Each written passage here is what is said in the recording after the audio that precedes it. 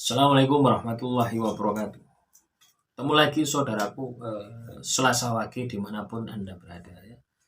Tema kali ini tentang perbedaan kodam dan makhluk halus ya.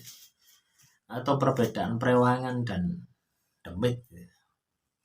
Ini ada perbedaannya teman-teman ya. Jadi kalau kodam itu akan membantu Anda ya. Tapi kalau demit tidak akan membantu Anda. Dan kodam sendiri itu juga ada dua jenis ya. Kodam milik Anda sendiri atau kodam milik orang lain. Kalau kodam milik orang lain berada di dalam diri Anda, nah ini bisa jadi akan menjadi malapetaka bagi Anda. Kenapa? Karena membantu orang tersebut biasanya untuk mencelakakan diri Anda. Nah, yang kita kenal, yang kita pahami ya, di era modern ini dengan sihir, dengan teluh, dengan santet, cengges, macam-macam bahasanya ya, sesuai dengan yang Anda pahami. Tapi kalau kodam dari diri kita, ya, nah, itu akan membantu kita sesuai dengan job dan deskripsinya, job deskripsinya, ya.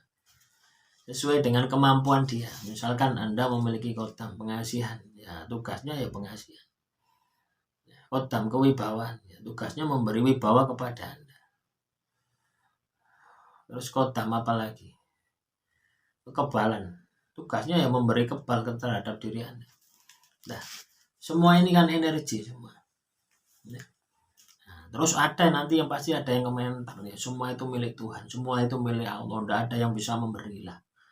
Coba Anda pikir ya, keberadaan kodam tadi, adanya kehidupan kodam tadi, walaupun dia ini hanya sebatas sebuah energi, asalnya dari mana? Ya dari Tuhan.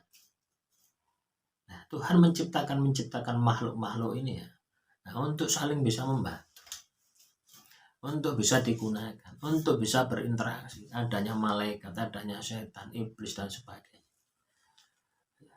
Semua berfungsi. Ya. Sama dengan ketika Tuhan itu menciptakan nyamuk. Ya, ini kan juga berfungsi. Selain memberi rasa Anda gatal, maka terbangunlah pabrik ya. Pabrik apa? Pabrik obat nyamuk. Ya. Nah, sekarang pabrik ini, pabrik ini.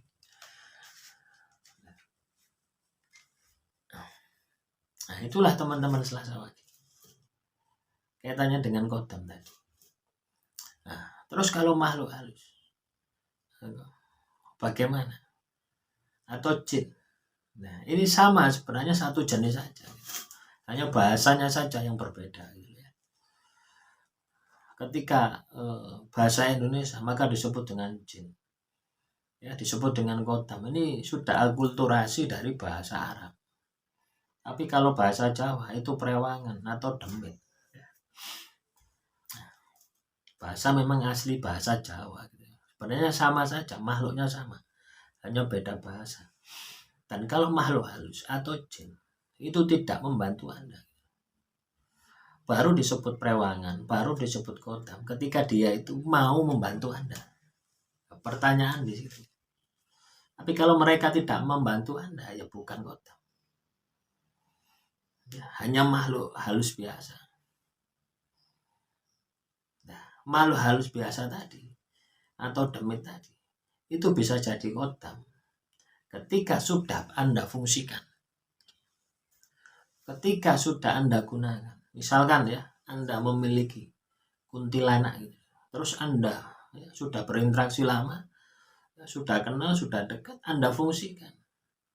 Nah, misalkan untuk mengganggu si A supaya melakukan penampakan terhadap si A, maka itu disebut dengan perewangan. Nah, bahasa Jawanya, tapi bahasa Indonesianya disebut dengan kodam. Nah, itulah teman-teman ya, kaitannya perbedaannya.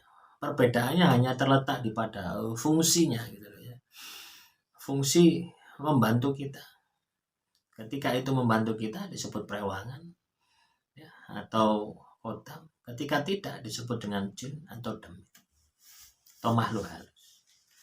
Demikian yang bisa saya sampaikan, sedikit-sedikit saja ya teman-teman weton Selasa. Yang penting sedikit paham gitu ya. Nanti kalau saya lama tambah enggak paham ya, tambah tidak bermanfaat ya materi yang saya sampaikan. Akhirul kalam, assalamualaikum warahmatullahi wabarakatuh. Salam rahayu, rahayu, rahayu.